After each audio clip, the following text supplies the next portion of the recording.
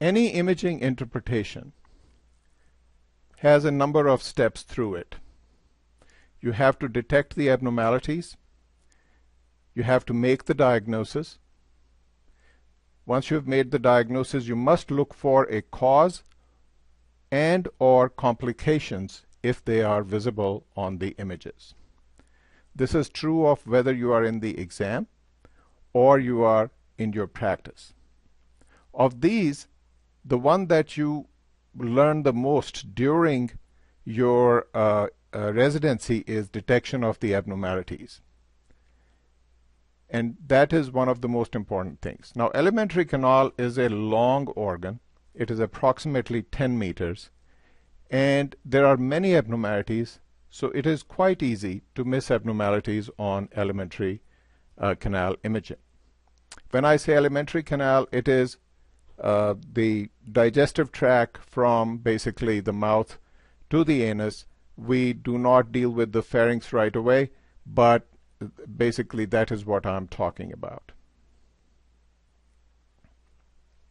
So to make sure that you do not miss any abnormalities, you have to be systematic.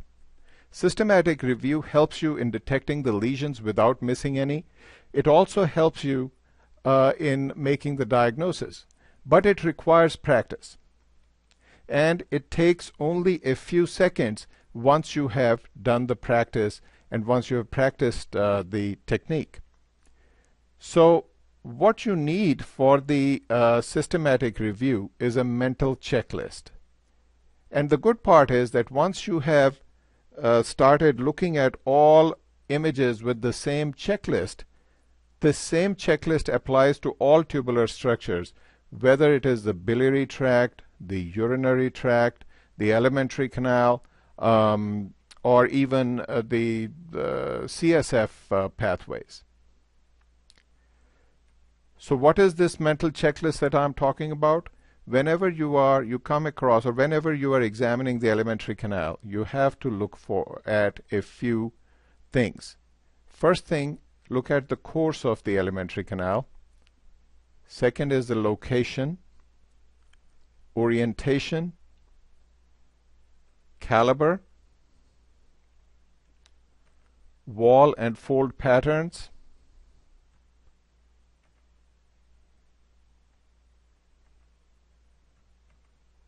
filling defects or masses, contrast protrusions, changes around the alimentary canal, and you also must make an estimate of the motility and mobility of the alimentary canal. The course of the alimentary canal, you basically follow the tubular structures from one end to the other. Whatever you're looking at, start at one end and go through right till the end. What happens sometimes as residents, we tend to start at one end and kind of miss out somewhere around here. We say, I'm tired of looking at it. No, you must look at it throughout. And while doing so, you are looking for abnormalities.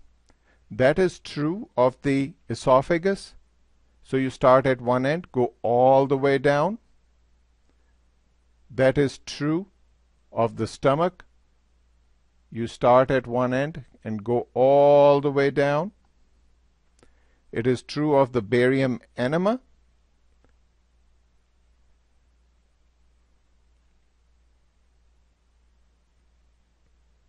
Where again you start at one end and go all the way down. Now, once you have looked at the tubular structures, you'll come across many areas where there are lots of coils. What do you do with them? Because it's not easy to start from one end and go to the other. When there is a lot of coiling, then you can examine them in sections. So for example, for the barium enema, in this case the sigmoid colon is quite coiled, and therefore you can look at it in sections. Similarly, the small bowel, you can divide it into an upper left quadrant and a lower right quadrant.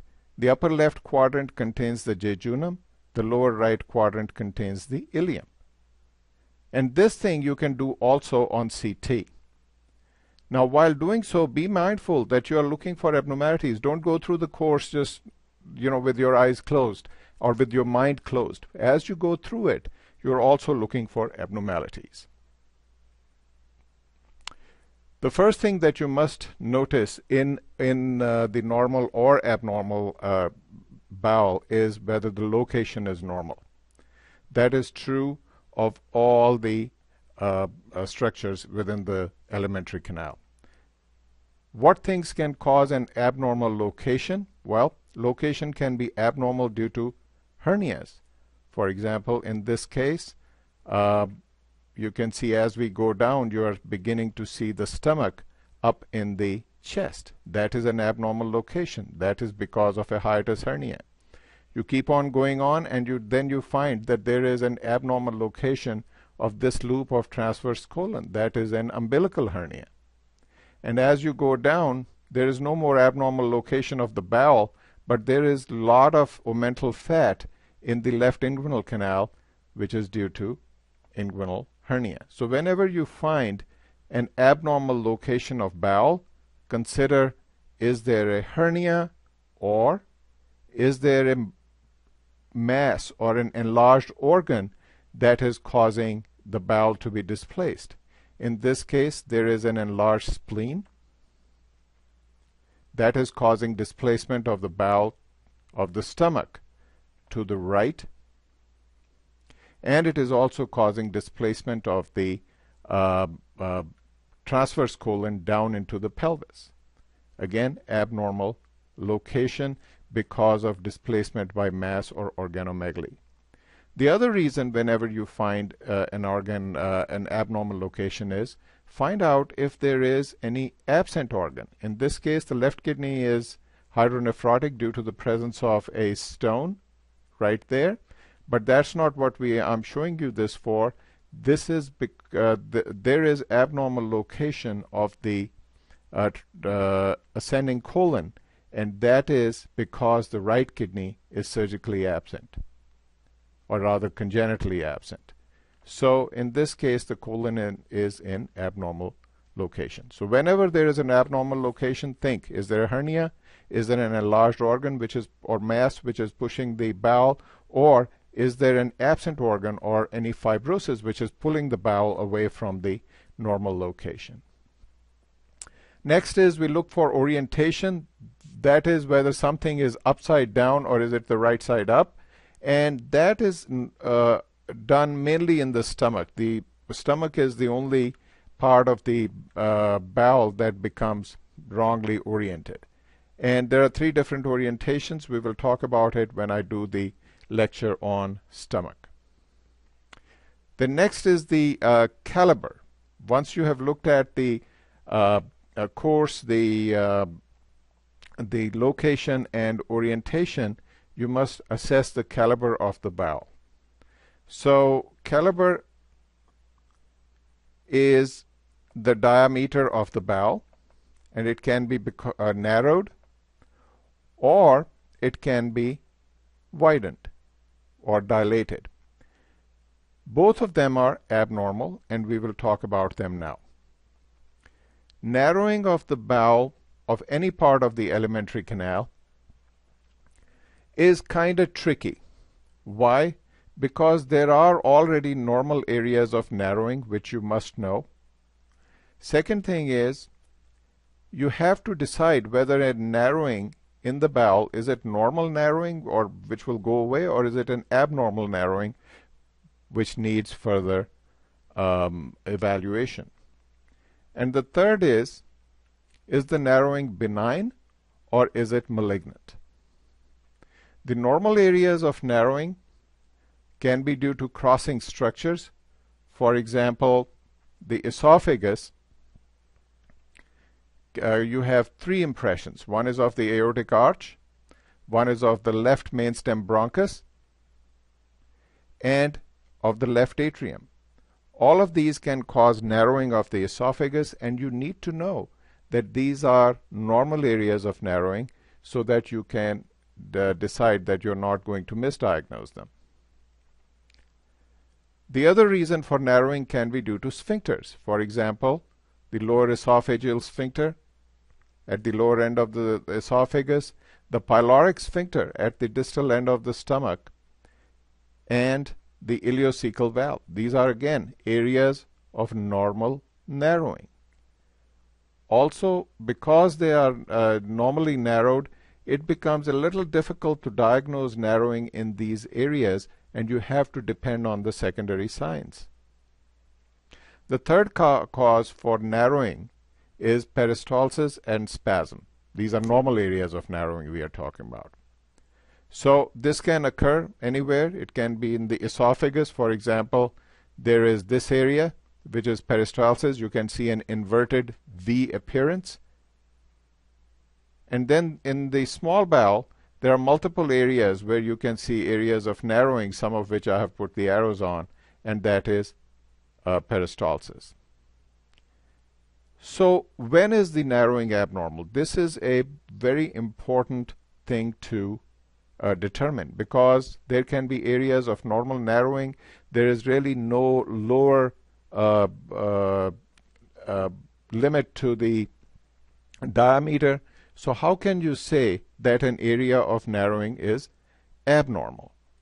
So one is if it is located in an abnormal, unexpected location.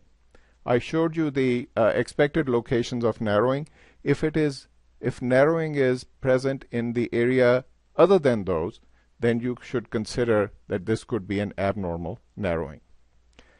Second thing is if it is persistent. Normal areas of narrowing due to peristalsis, which are not located in the the well-known normal narrowing areas, they can be located anywhere, but with time they should begin to distend. They should become normal. So if it is persistent, then it is likely that that area is abnormal. Second thing is if there is proximal dilatation. So anytime there is clinically significant narrowing or abnormal narrowing, the area above that will be dilated. This is particularly true of small bowel.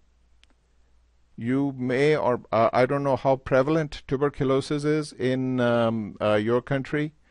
We had, when I trained in India, tuberculosis was very prevalent, and it still is, and that would cause strictures in the small bowel. Similarly, here in the States, Crohn's disease causes strictures in the small bowel.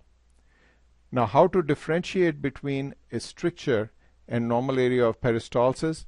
Look for a dilated proximal loop or proximal dilatation.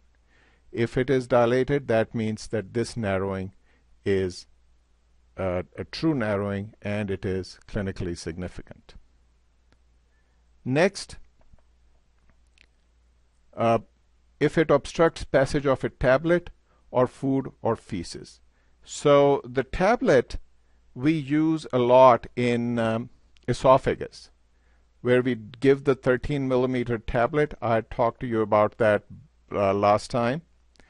And the reason for giving that tablet is that it will not go through a stricture if the stricture is if the stricture is 12 millimeters or less, because the tablet itself is 13 millimeters. Now, if the tablet stops at an area of narrowing in the esophagus, it's used only in the esophagus, that means that that area of narrowing is responsible for the patient's dysphagia. And we will talk more about it when we talk about the esophagus in our next lecture. The other thing is the presence of food, and that can also occur anywhere. Now, the next thing is the difference between benign and malignant strictures. So you have two strictures.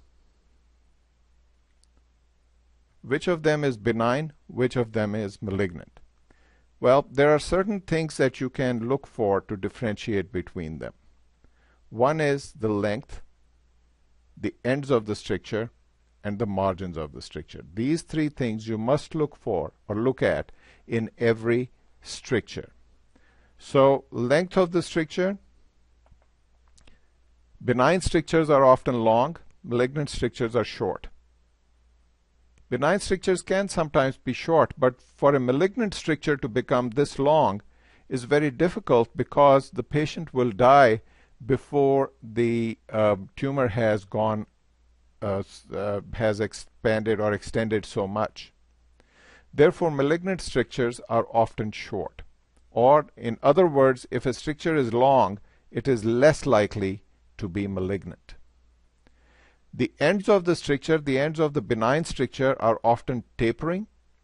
They are characteristically, it is called the smooth tapering ends, where they just have a very smooth transition from normal to abnormal diameter.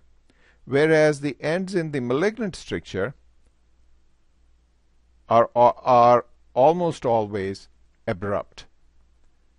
Why? Because the malignant stricture is being produced by the presence of a mass, a circumferential mass, and the mass has very abrupt margins. Therefore, the ends of the malignant stricture are abrupt. This area is also called shouldering because it looks like a shoulder of a person. It is also called a shelf because it has an abrupt shelf-like appearance. You can put something on it. But when you are going through, when you fill it up with barium, all you are going to see is the stricture and its ends. Third thing is you must look at the margins. The margins of a benign stricture are either smooth or they can be mildly irregular. The irregularity in the margins in benign strictures is very well organized. There will be ulcers, there will be similar ulcers all over the place. There may be linear and transverse ulcers producing cobblestoning. All that is the appearance of a benign stricture. Even though it is irregular, it is allowed to be irregular because inflammation will destroy the mucosa and produce ulcers. But it should be well organized. Whereas the narrowing in a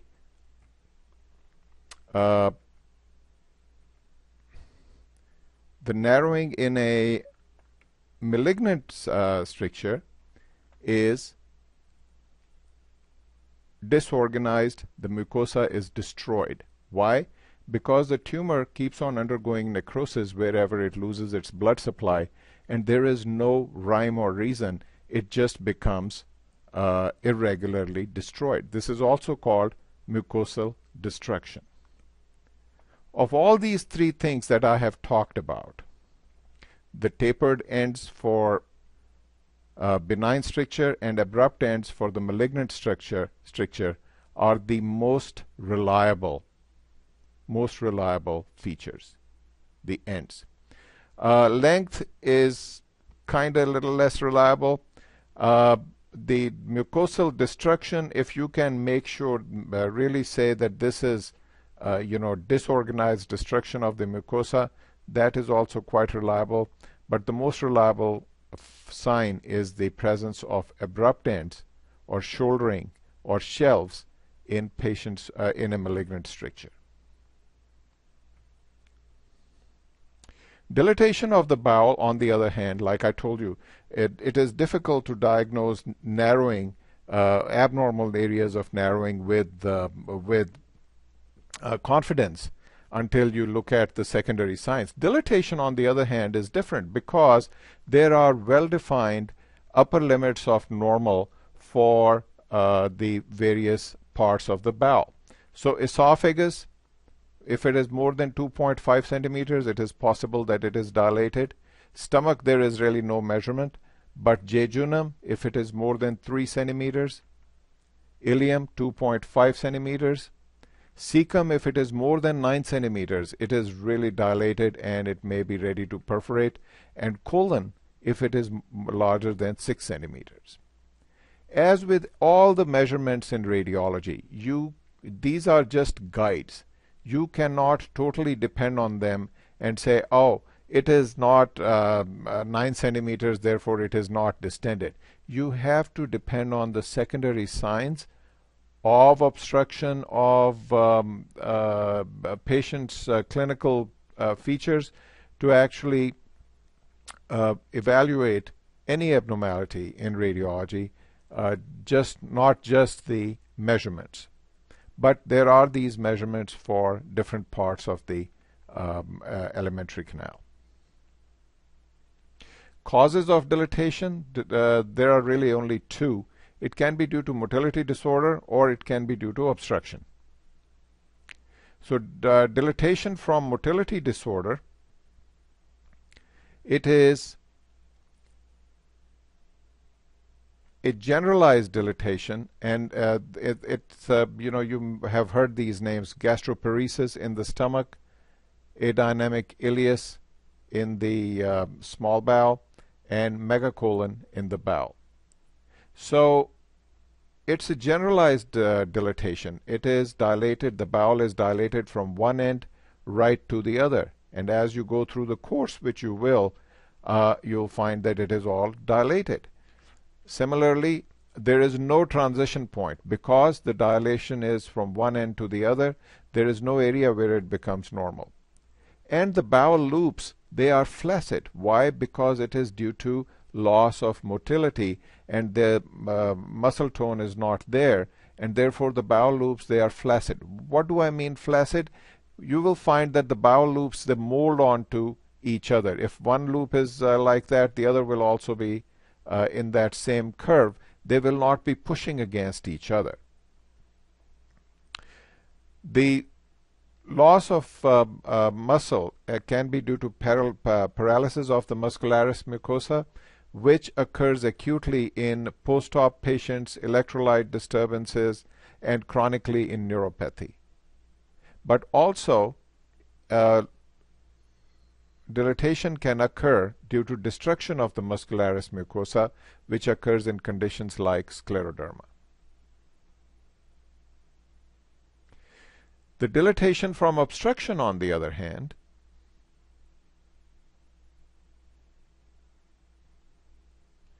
it is a localized dilatation. It is proximal dilatation with visible normal loops in the distal portion. You will see that on CT, where sometimes the jejunum will be distended, but the ileum will not be. And then that means that you have to then look for a transition point. And the transition point may not be easily visible. You may actually have to look for it. And that is where the obstruction will be. And that is, once you see the transition point, that means that it is an obstructive type of dilatation. Also, if you don't see this transition point, if you just see dilated proximal loops with non-dilated distal loops, that means that the dilatation is from obstruction. You just have not found the transition point. Sometimes it's very difficult. Also, because the bowel is trying to push against the obstruction, the loops become very turgid, meaning they feel as if they look as if they are under high pressure. All the margins of the loops, they are convex and they are pushing against each other. So once you have found that there is dilatation, there are three things you have to answer. One is there obstruction, which I've just told you how to differentiate between obstructing and non-obstructing dilatation. Second is what is the site of obstruction, and that you will decide based on the transition point. And the third thing will be, what is the cause of obstruction? There are many causes of obstruction of the bowel, of the alimentary canal, at different levels, but basically they can be divided into luminal causes, abnormalities of the wall, and extrinsic lesion, something pressing from outside. Now let's go on to the bowel wall. I'm going to talk about bowel wall anatomy, the diseases that arise from the different layers of the bowel wall, the fundamentals of assessing the bowel wall on fluoroscopy, and bowel wall on cross-sectional imaging. So the bowel consists of a multi-layered wall which is made of the mucosa, submucosa, muscularis, and the serosa. The mucosa is then further made of the epithelium and the muscularis mucosae. So there is a little bit of muscle within the mucosa itself, which is called the muscularis mucosae, and it is covered by the epithelium. The submucosa consists of fat, lymphatics, nerves, blood vessels, fibrous tissue, and the muscularis propria consists of muscles, smooth muscles, which are arranged often in longitudinal, circular, and oblique muscle fiber groups. The serosa is basically the peritoneum. Because it is the peritoneum, it is absent in the esophagus and in the lower rectum. Now this we all studied in histology. Why am I talking about it now to you? And the reason for that is that the diseases of the bowel wall, they depend upon where they arise from. And for the purpose of disease origin, we do not divide it into mucosa, submucosa, muscularis propria, and serosa. From the radiologic point of view, we divide them into epithelial diseases, subepithelial diseases. So epithelium consists of mainly the epithelium of the mucosa. Subepithelium consists of the muscularis mucosa, submucosa, and muscularis propria. And extrinsic is serosa and from outside that. So always, whenever you are looking at the alimentary canal, because all disease of alimentary canal basically is the disease of the bowel wall, of the alimentary canal wall, right? Other than some luminal obstruction or something, every disease is going to arise from the wall. And you have to be able to differentiate where it is arising from, which layer it is arising from, to reach the correct differential diagnosis. So epithelial diseases arising from the epithelium are basically inflammation and erosions, and polyps and cancer. So cancer always arises from the epithelium. It does not arise from the subepithelial structures. The subepithelial diseases are edema, hemorrhage, fibrosis, tumors, and infiltrates. So whenever there is edema, it doesn't occur in the epithelium, it occurs in the subepithelium. And the extrinsic conditions are things like inflammation outside the bowel, hemorrhage outside the bowel or alimentary canal, tumors, organomegaly, and adhesions. So once you know where the disease is coming from, arising from, your differential diagnosis becomes much narrower. So now let's go on to the bowel wall assessment on fluoroscopy. Bowel wall is not seen directly on fluoroscopy, right? Because we are filling up the lumen with barium or contrast or air. We are not looking at the bowel wall, although sometimes you may be able to see it. But the way you assess bowel wall on fluoroscopy is by looking at the fold pattern. Different organs have characteristic fold patterns. There are 4 longitudinal folds in the esophagus seen only in the collapsed state. There are multiple folds in the fundus and the body of the stomach going into the antrum and becoming thinner as we go into the antrum. There are transverse folds in the duodenum, jejunum, and ileum. The jejunal mucosal pattern is given the name as a feathery mucosa. It's almost like a chicken wing, a chicken feather. And you will find that the folds are multiple in the jejunum but less. They're farther apart in the ileum. That is a differentiation of how to differentiate between jejunum and ileum, and we will talk about it when I get you to the lecture on small bowel.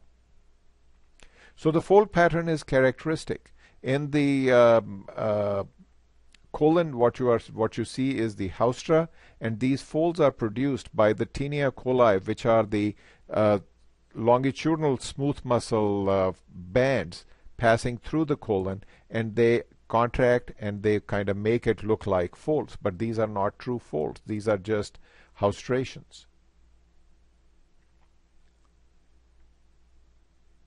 And different diseases have different effects on folds. So epithelial diseases cause fold destruction and ulceration. So whenever there is ulceration in the or the folds are destroyed, when I say destroyed, that means that the mucosal pattern is not just smooth. There are actually large ulcers which are destroying the folds. That is epithelial disease. Subepithelial disease, because the part of the submucosa goes under the epithelium, it causes thickening of the folds. And the fold thickening ultimately leads to effacement. What that means is that the folds become so thick that the entire thing becomes totally smooth, like a quilt. Extrinsic diseases, on the other hand, do not cause ulceration or fold destruction or thickening or effacement. They cause stretching of the fold because they are pushing on the organ from outside, and there is a whole wall between the folds and the extrinsic disease. And also they can cause fold tethering when there are adhesions. Now, do keep in mind though that the epithelial diseases can spread into the subepithelium. Subepithelial diseases can become so big that they can ulcerate. Similarly, extrinsic diseases can cause, especially if they're inflammatory, can cause inflammation of the wall. And in that case, you have to then decide which is the primary condition. But for majority of cases, this schema or this classification, it is very useful. Now on cross-sectional imaging, the wall is visualized directly, and the wall thickness is less than 3 millimeters.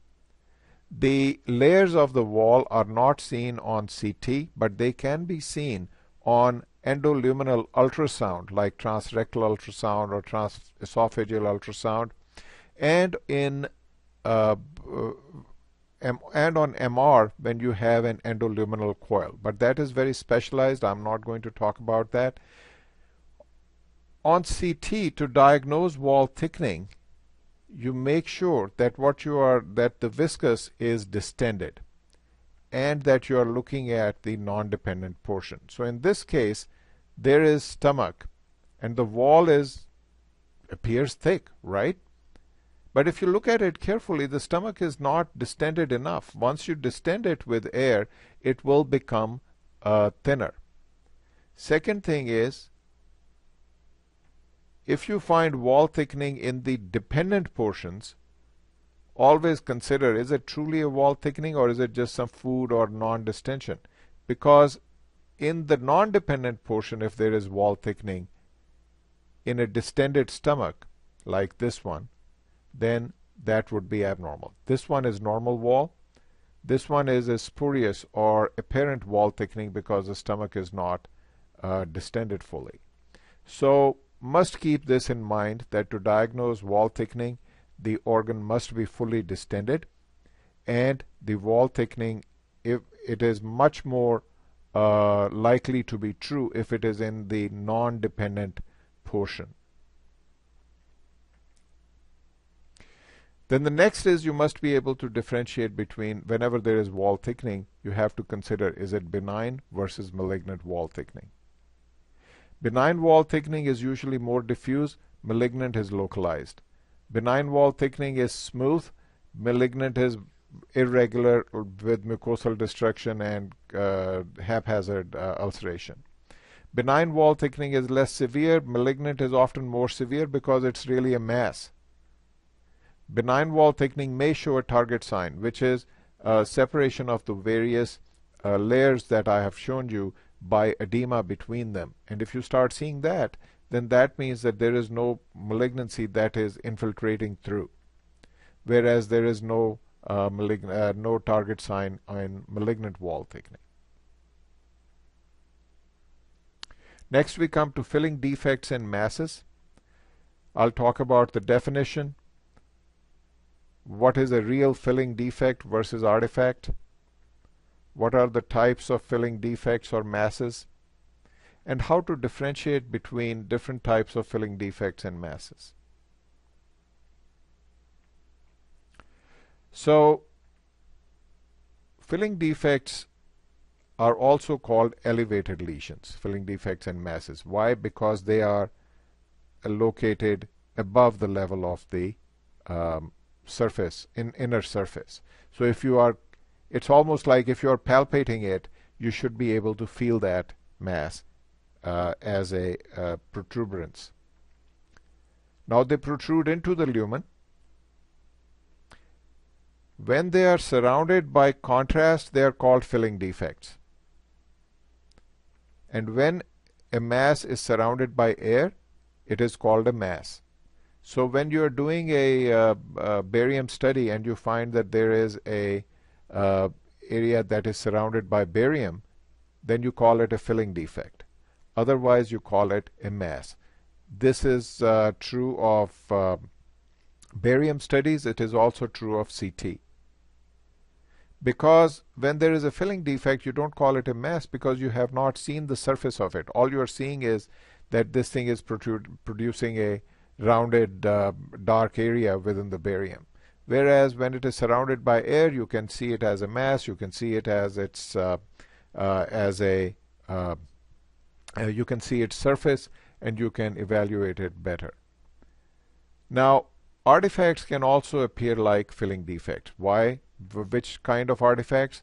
Things like food, feces, air. They can all appear like filling defects.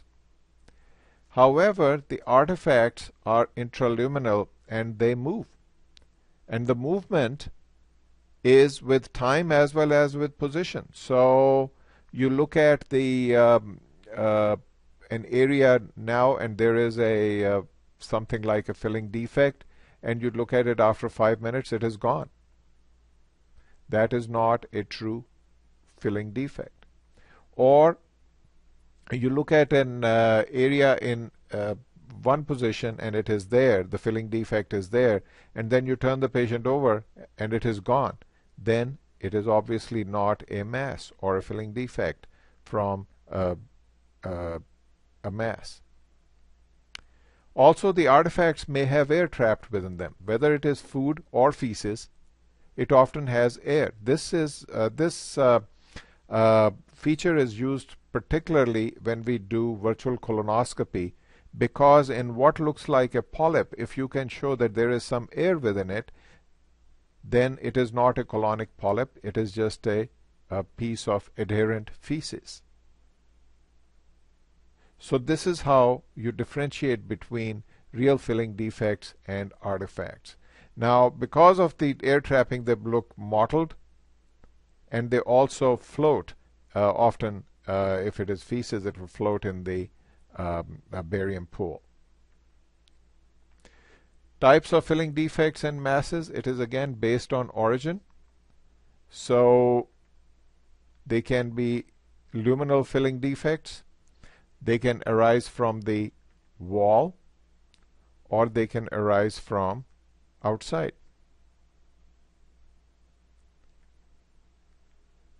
So what are the different types of filling defects? The filling defects, because of things in the lumen, are called luminal filling defects. Those arising from the wall can be epithelial or subepithelial.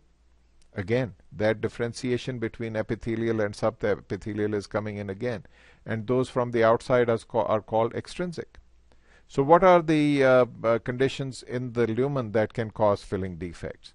Foreign bodies, for example, impacted food, impacted feces, and a special type of impaction called bezoar, where a fibrous material like hair or plant fibers, it becomes all knotted up within itself and produces an obstruction that is called a bezoar.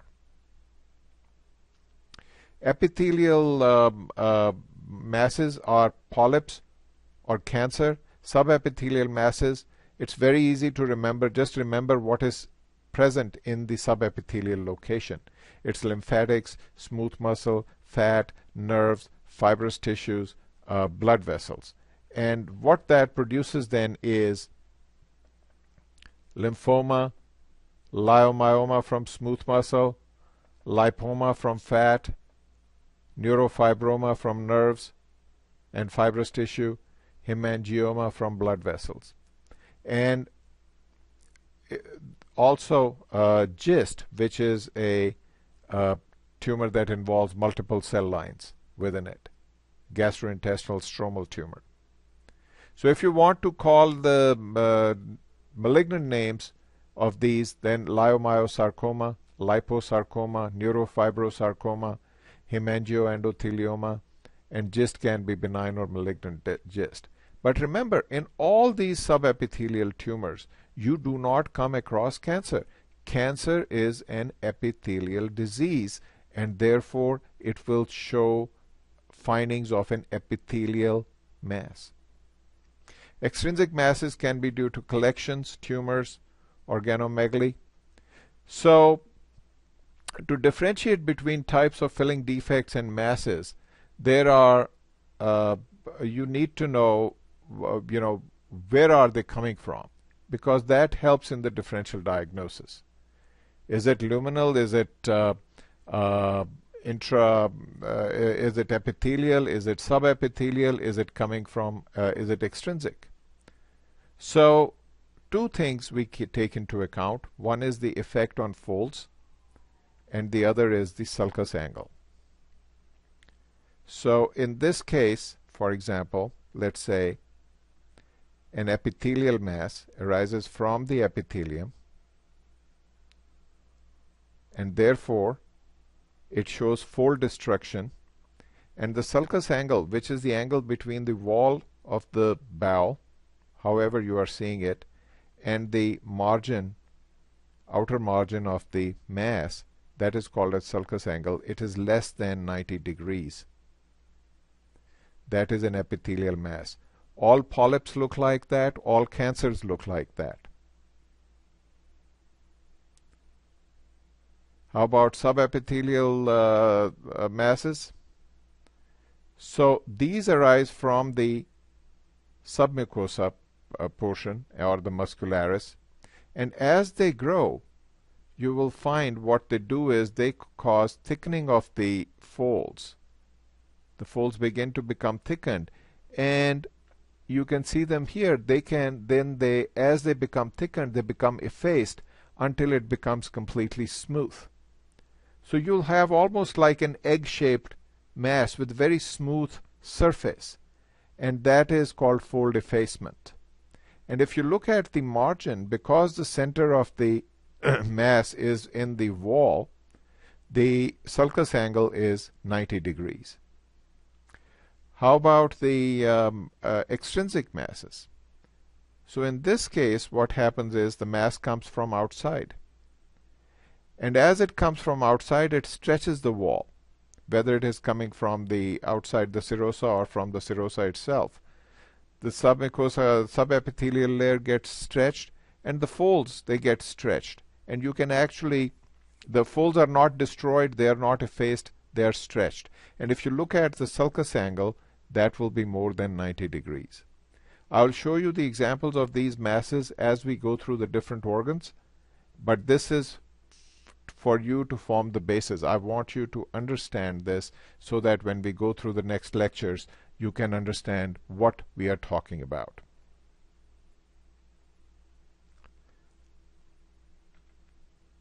Contrast protrusion, they are also called depressed lesions. They can be 5 types: diverticula, ulcers, sinuses, fistulae, and extravasation. So a diverticulum basically is a non-inflammatory protrusion of the mucosa through the wall. Now, they do not have any inflammation associated with them, and there are two types of diverticula. One are called the pulsion diverticula, and the other are called the traction diverticula. The traction diverticula are not uncommonly seen in the esophagus, particularly in patients who have had tuberculosis and who have histoplasmosis. In the pulsion diverticulum, there is usually in the pulsion diverticulum, what happens is that there are normally there are areas of weakness in the wall. Why are there areas of weakness? Because the vessels and the nerves have to go through the muscularis and the submucosa. Now, through that area of weakness, once there is protrusion because of increased pressure distal to it or due to other reasons, chronic increase in pressure is the most important one, and it causes a pulsion diverticulum. But it also has, a pulsion diverticulum also has therefore a thin wall, a narrow mouth or a neck. It also has a very thin wall because it is just made of the mucosa. It is not made of the submucosal portions of the bowel. The traction diverticulum, on the other hand, is produced when there is adhesion between something and the wall, and the fibrous tissue, it contracts and it pulls the wall out. A traction diverticulum has both mucosa as well as the muscularis. So it has the entire bowel wall. Therefore, it does not retain food because the diverticulum can contract. It kind of empties out very quickly. It also has a wide neck. Whereas a pulsion diverticulum like a Zenker's diverticulum or diverticula in the colon or in the small bowel, they have narrow neck and they do not have any muscularis. So they retain food or feces, and therefore there are more complications with a pulsion diverticulum as compared to a traction diverticulum. Ulcers are focal destruction of the mucosa. Shallow ulcers are called erosions. Deep ulcers can perforate. Shallow ulcers are seen only on endoscopy or on very good double contrast studies. Ulcers can be produced by inflammation or neoplasm. So, imaging appearance, the ulcers can appear in profile when they're called an ulcer niche. So if you're looking at them from the side, the name used is an ulcer niche.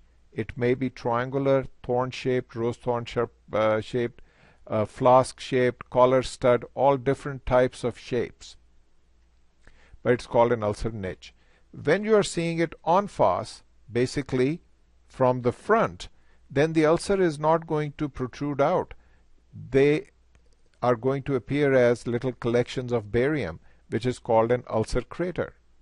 Ulcer craters can be oval or round, but they can also be linear and going in longitudinal and transverse directions. And when they crisscross each other, they give rise to what is called as cobblestoning. I'm sure you have some cobblestone streets in Almaty, but that is what they look like. So erosions can be seen only en face, and but benign ulcers, when they're deeper, they show penetration. Penetration means they penetrate outside the expected location of the wall. Malignant ulcers are irregular, and because they are elevated, they are occurring on top of the tumor, they seem to be located within the outline of the wall, not outside. And we will show you more examples of those when we come to the corresponding organs. Sinuses and fistulae. Sinus is a blind track. Fistula is a connection between two surfaces. It can be between two loops of bowel. It can be from bowel to the bladder, or it can be from bowel to the skin.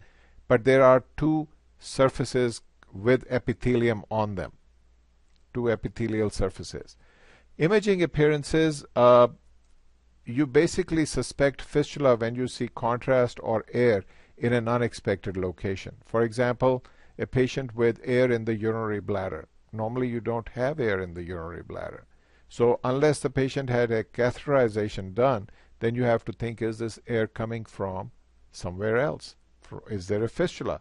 Very difficult to see the tract. Similarly, in the sinus, you may not be able to see the tract. All you may see is inflammation, and the visualization may need a sinogram where you put a little infant feeding tube into the sinus and see the fistula or the sinus. Extravasation of contrast, it usually means perforation. It can be a localized or free perforation. Imaging appearance, if it is localized, it shows a contrast collection outside the lumen. It may look just like a sinus. Free perforation, there is contrast or air in the peritoneal cavity. So whenever there is perforation, and you will come in your practice, once you start practicing, you will come across many times where the surgeon will ask you, oh, I have just done surgery, I want to see if there is any leak. That is the other name for it, extravasation or leak from the anastomosis. Most often you'll find a localized leak, but what you're looking for is a free leak. If it is extending all over the place, that needs to be treated immediately. If it is localized and contained, if it is not spreading all over, then it doesn't need urgent surgery, usually. Perivisceral changes. These are abnormalities in the area around the alimentary canal. And they are important because they tell you that there is underlying bowel pathology. And they are seen only in cross-sectional imaging. So what can we see? We can see stranding.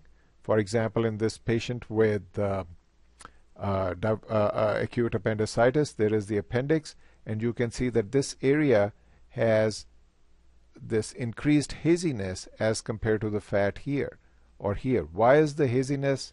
Why is there increased haziness? Because there is increased fluid, which means that there is edema, which means that there is something wrong in the in the neighboring bowel. And because it is surrounding the appendix and the appendix is distended, it is appendicitis. Vascular congestion. It is seen often in patients with diverticulitis. This is a patient with sigmoid diverticulitis, and you can see this comb-like vessels, which are engorged vessels going into the bowel. That shows that there is abnormality. Presence of an abscess, if there were a fluid collection, that would draw your attention. Or free air, like in this case where you can see that there is air outside the stomach here, outside the gastroesophageal junction. There is some in the mesentery. This patient had diverticulitis that perforated outside. Now, what we are used to seeing is on x-rays is a lot of air under the dome of the diaphragm. But on CT, because the patient is lying down supine, and there may not be that much air, you may just see it in some of the areas. And you have to look at the images on lung windows to make sure that you are not missing any air outside the bowel. Next is motility and mobility. I won't talk much about this. There are normal peristaltic patterns throughout. We will talk about that when we talk about the organs. And motility can be increased, decreased, or there can be disturbance of motility or disordered motility.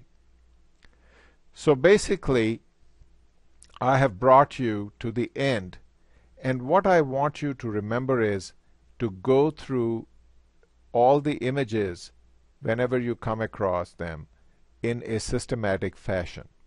And if you're looking at a barium study or at a cross-sectional imaging study with a special view to the alimentary canal, those are the things that you have to go through.